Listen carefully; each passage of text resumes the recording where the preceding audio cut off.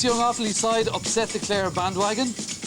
We assess the mood in Clare, talking to players and manager Ger Loughnane. And we're live from Limerick as Donny Nealon and his Munster Council colleagues meet Clare's Colin Lynch. Well, it's really been a turbulent week for hurling, hasn't it? The attack by Clare manager Ger Loughnane on the Munster Council, the media and Waterford boss Gerald McCarthy has shocked many people. We'll be getting the views of Martin Breheny and Tomás Mulcahy later in the programme.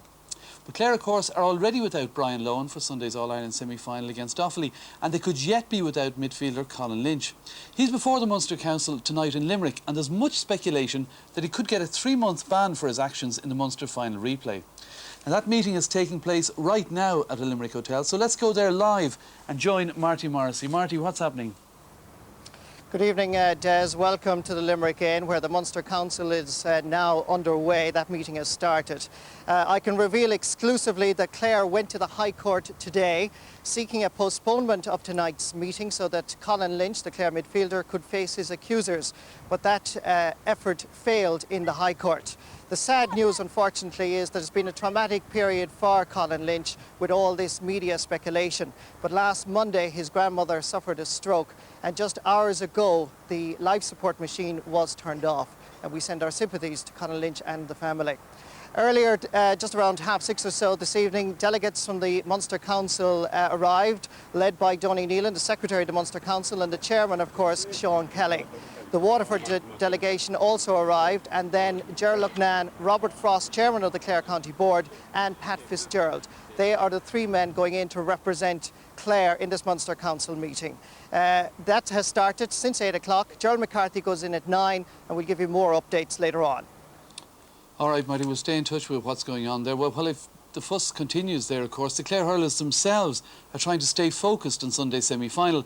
Earlier this week, Marty spent 2 days down in Clare finding out just how they felt about what was going on. All the controversy seemed very far away in the quiet village of Liscannor in North Clare, where Ger O'Loughlin and David Fitzgerald have recently acquired their second pub, an establishment known far and wide as Joseph McHugh's. Hurlers together, entrepreneurs together. How does the partnership affect them? I suppose the fact that he's in goal and I'm down the forwards, that eases the tension, I suppose. At the start I was told partnerships, it's a bad idea or things like that, but being honest, it's working out great, and it's fantastic that the two of us are involved in it, that we can split up. It is very hard and time consuming, especially when we train 4 or 5 nights a week, and then to come back here afterwards, you get up again for work in the morning. It's tough going, but in saying that, I enjoy the work. I love it. But less enjoyable, surely, has been the coverage of Clare's recent Munster Championship success and alleged indiscipline. How do the players feel about the criticism? I think the powers that be that are making an issue out of this, they have a lot to answer for. You know, I think myself, from a personal point of view, the incidents that took place before the throwing or in around the throwing are an everyday occurrence in football and hurling.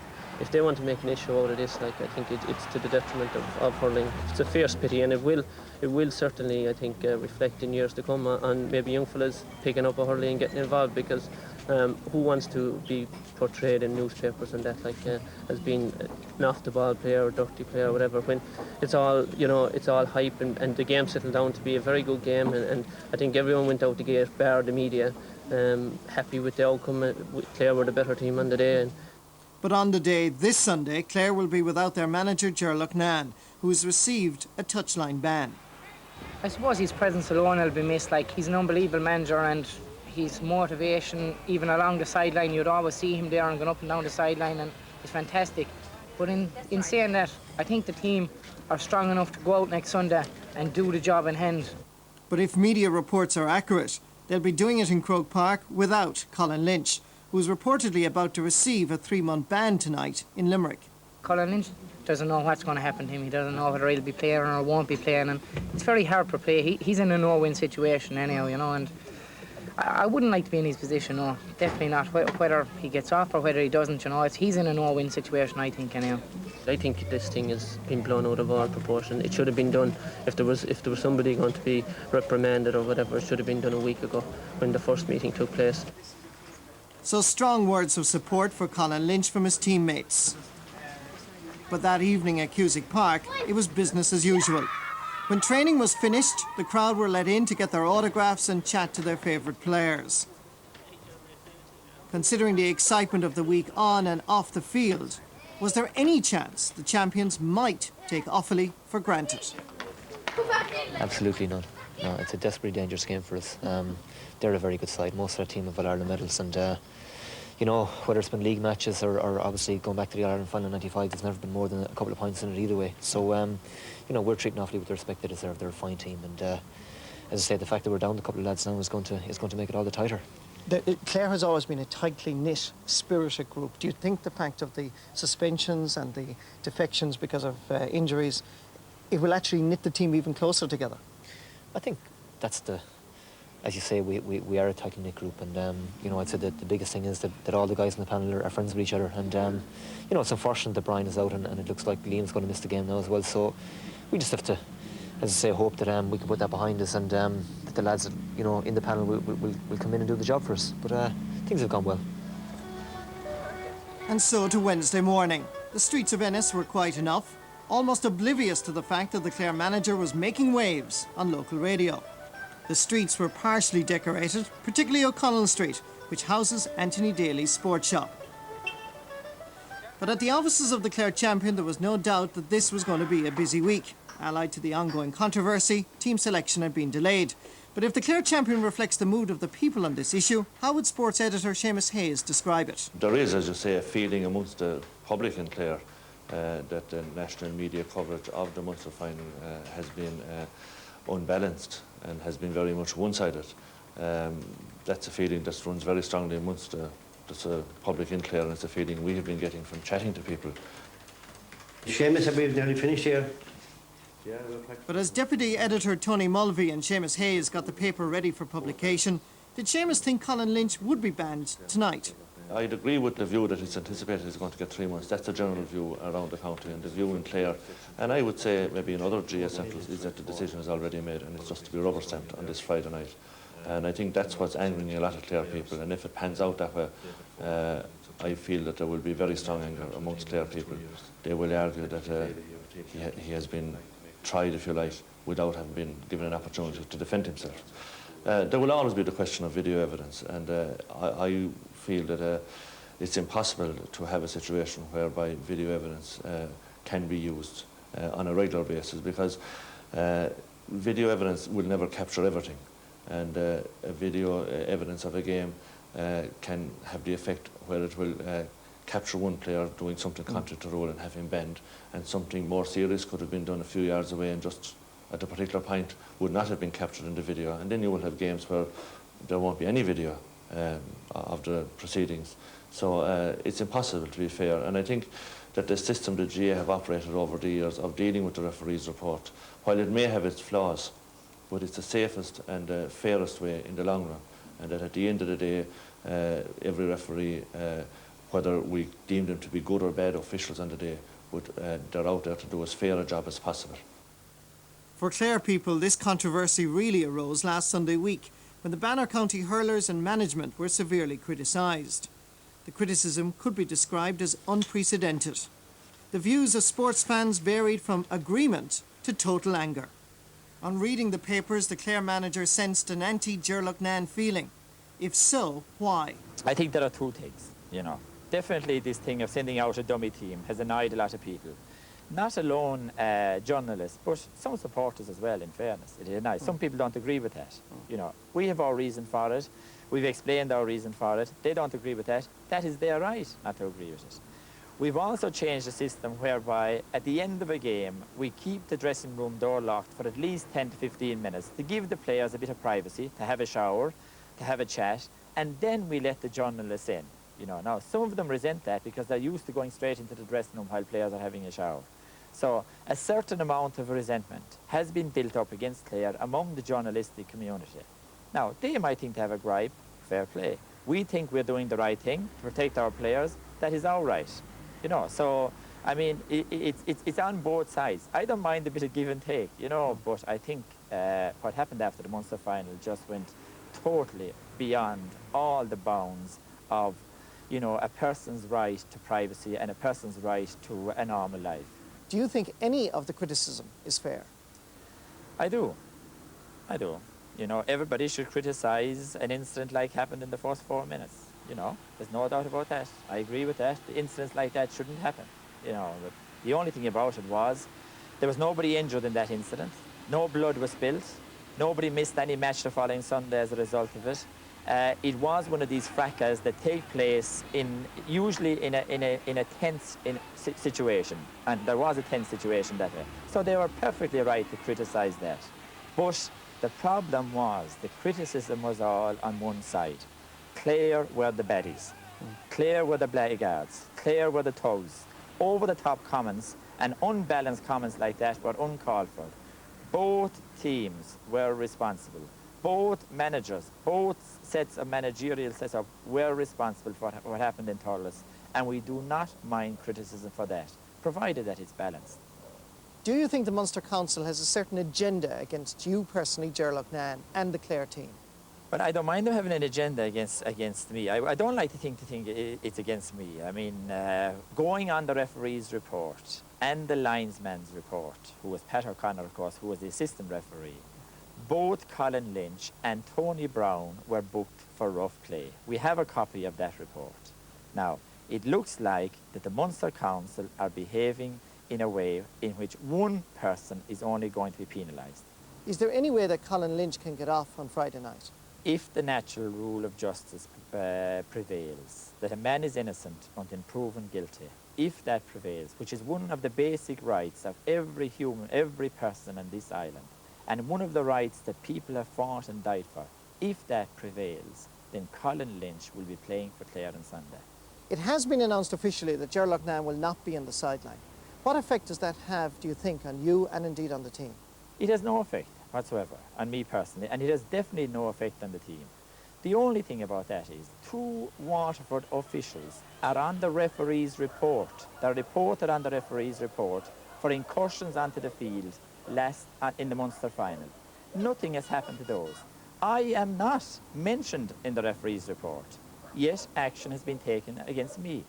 Now, who are these people that have taken these actions? Is there a Gestapo-type police force operating within the GAA, keeping an eye on Ger Loughnane so that if he crosses the line, he's going to be banned the next day?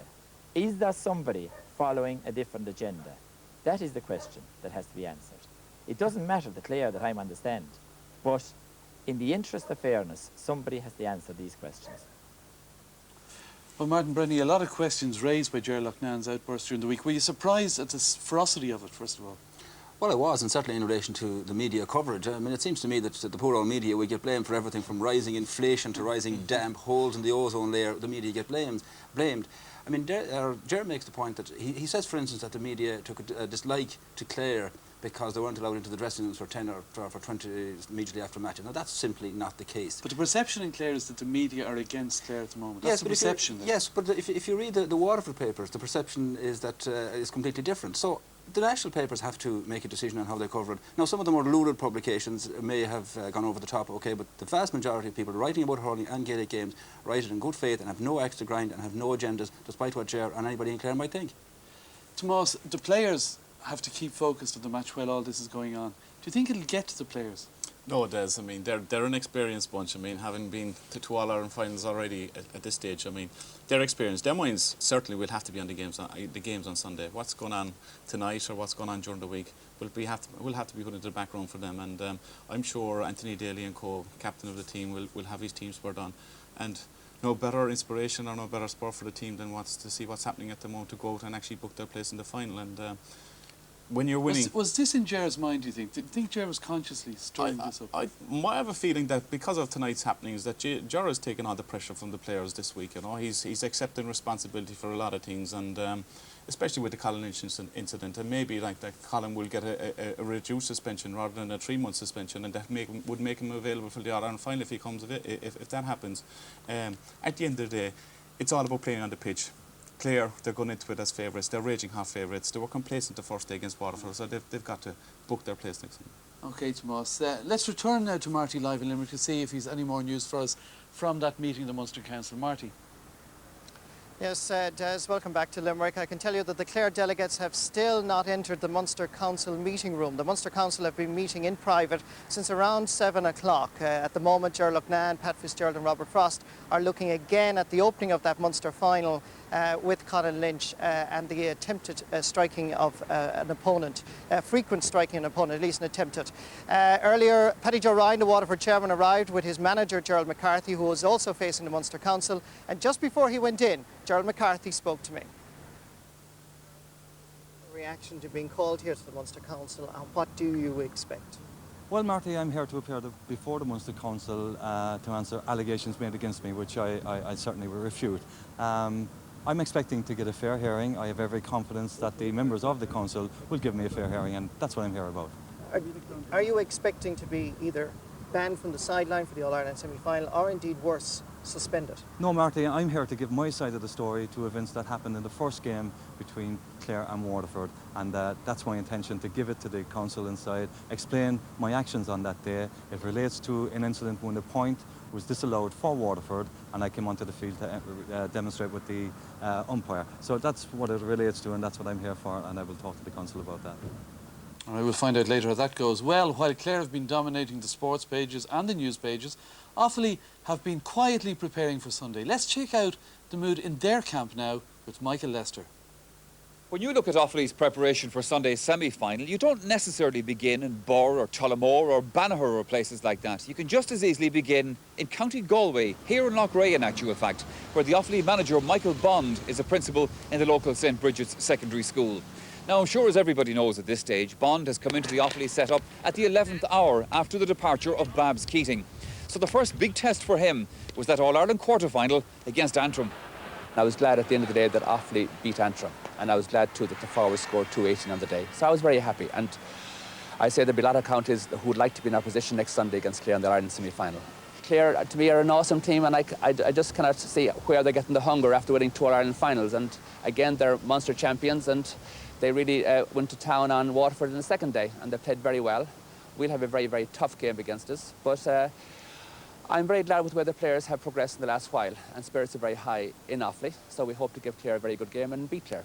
One aspect of Clare's success over the last couple of years is the way they finish matches. Very strong and very fit. Can you match that? It'll be very hard to match them because they're physically so strong, and also they have trained like no other team has trained. I'd say the only other team that has trained like them is Waterford. I would like our fellas to be a little bit fitter and probably a little bit stronger, but I think in ball work, and if we conserve energy and let the ball do the work early on, I think that we have every chance. Despite the rancour in the Offaly camp this summer, the county has already enjoyed some success. Joe Erity captained Bor to their second All-Ireland club title on St Patrick's Day. We had a great win. It was great for the town, and it was great for the county as well to do well in the club championship. Then going on with Offaly and things haven't gone so well for me with Offaly. Yeah, I got an operation on cartilage just before the Wexford game, and it ruled me out for that, and it was available for the Kilkenny match. Got a run in that, but since then I've had problems with it again, so I'm just back to fitness now at this stage, and I was available for selection, but unfortunately didn't make the team on Sunday, but back to full fitness now. He's standing over it as if he's going for the goal. DJ, blast it into the back of the Offaly net. The Leinster final was a big disappointment for us, and things have happened after that, but that's all water under the bridge now. We've a match on Sunday, and as people have said, there's only 4 teams left in it now, so we'd be hoping to put in a good performance on Sunday and do well with a bit of luck. Declan Pilkington was also part of Bor's success in '98 and a member of the All-Ireland winning Offaly side in '94. Due to a disagreement with the county board, he's not been part of the Offaly setup for the past 2 years, but now he's back in training. Offaly had an awful lot of injuries after the Leinster final, and I was approached after the Antrim game to come in and give them a hand out, make up the numbers in training, you know, and at the time I felt I won an All-Ireland medal with these guys, let's go back in and help them out, and I might add a bit of spice into the team. Offaly hurling isn't as bad, you know, as what people make it out to be, and there is a problem. Someone has to take the blame, and I'm not going to take the blame, or the players aren't taking the blame, the management isn't taking the blame, so I think the county board will have to have a serious look at themselves if they want to keep Offaly hurling going. We won and done an awful lot of hurling, you know, in fairness to these guys, and it's very hard to produce the fireworks year in, year out when you've reached every honour in the game. One man, though, who continually produced the fireworks for Offaly and helped them make the breakthrough in '81 was their lion-hearted centre-half back Pat Delaney. But Pat is not happy with the current state of Offaly hurling. They haven't played well at all this year, yes, in '98. It was a miracle to beat Wexford. We have been in the media and in the papers for all the wrong reasons.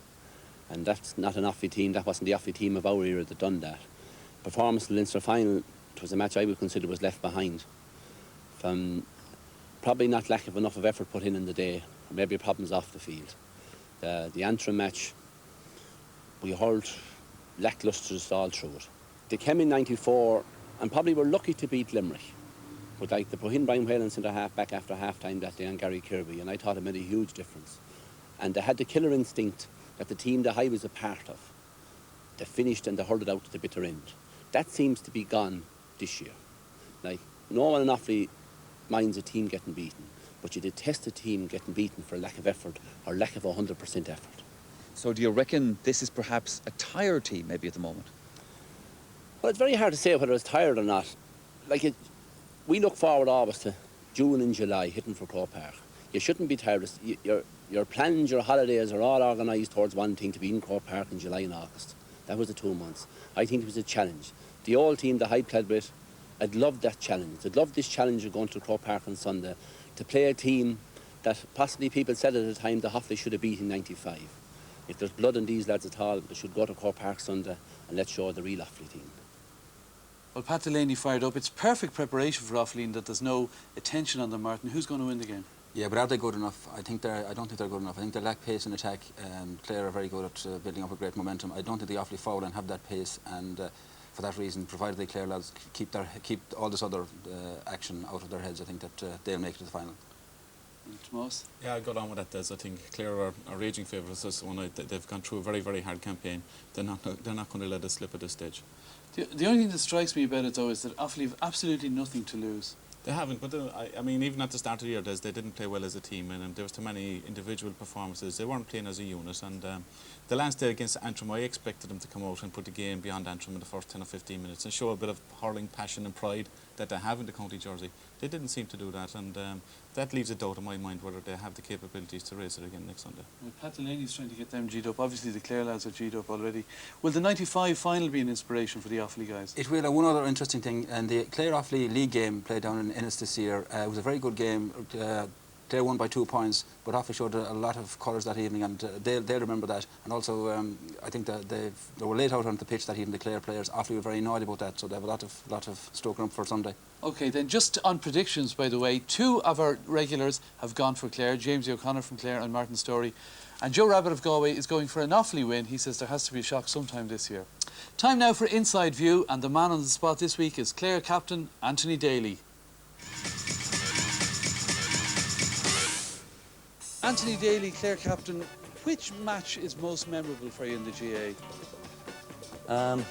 Well, I suppose it'd be our own Munster final in 1995 against Limerick when we made the long-awaited breakthrough and bridged the 63-year gap. And it was a great day for all the Clare people who were at that game, and it's very memorable for me. And your worst moment in the GA? Well, I'd go back 2 years previous to that, to the 93 Munster final, where Tip beat us by 18 points down in Limerick. And I really feel we sold ourselves short on the day. I don't think if we played to our best potential, we'd still have beaten Tipperary that day. They turned in a magnificent performance. Who would your favourite sports star be in another code? Well, I'd have lots of favourite people in different sports, but I suppose in golf terms, Tiger Woods is very exciting. You know, at the moment, he really attacks every golf course he plays, and he doesn't play a sort of cosy game. He really goes for it, and I enjoy watching him. The recent very strong criticism of the Clare team, has that hurt you personally? Well, personally, it hasn't hurt me, no, but I mean, I'd say in general, Clare people have taken it, you know, it's been a bit shocking in some respects, the extent of it. I mean, it was rough enough for the first 10 minutes of the Munster final, but both teams were involved, and, you know, I don't think, we haven't heard a word from the Waterford players complaining, and, like, I mean, we all threw our arms around each other at the end of it and said, look, it happened on the field or whatever, and, you know, we leave it on the field. If you could buy one player for the Clare team on the transfer market, who would you like to bring in? Well, I suppose if you're not a Kilkenny guy, you know, I mean, every other county would nearly opt for DJ. And, I mean, he hasn't really turned it on this year yet, which is a worry for everybody, I think. And I know from last year, from following him there in Croke Park, and he's still sticking it in the back of the net, that, I mean, he's a brilliant player, and he'd obviously be the one to go for. But at the moment, I suppose Tony Brown has been the form player of '98, and he'd be a guy that every team would love to have on the side at the moment. I wonder will he be meeting Tony Brown again this year? Well, just before we finish, let's head back down to Limerick and the latest news from that Munster Council meeting. Marty, what's happening now?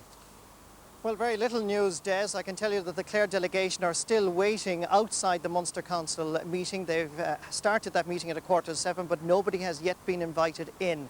When Ger Loughnane, Robert Frost, the chairman, and Pat Fitzgerald arrived, there were about 50 people here who cheered and greeted. Some had flags, a lot of them had their Clare jerseys on. I can also tell you there's no barrister, no solicitor, despite media speculation during the week. The death of Mary Ann Clohessy, Colin Lynch's grandmother, has made this a very sad evening indeed. But whether or not her grandson will play in Croke Park in the All-Ireland semi-final against Offaly is still undecided. All right, well, it's all very dramatic really, chaps, isn't it? Do you think Ger Loughnane will be hit by the Munster Council for his comments, Martin?